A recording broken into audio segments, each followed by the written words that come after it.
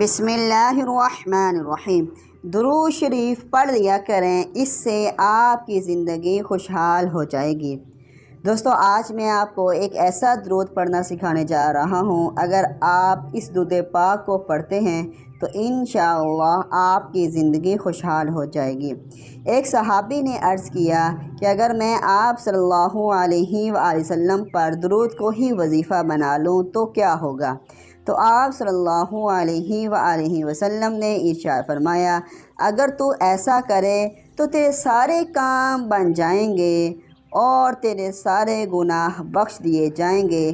صرف آپ اس درود پاک کو روزانہ 11 مرتبہ پڑھ لیا کریں، اللہ تعالیٰ آپ کی تمام حاجات کو پورا فرمائیں گے۔ درود پاک ہے، صلی اللہ علی محمد محمد صلی اللہ علیہ وسلم۔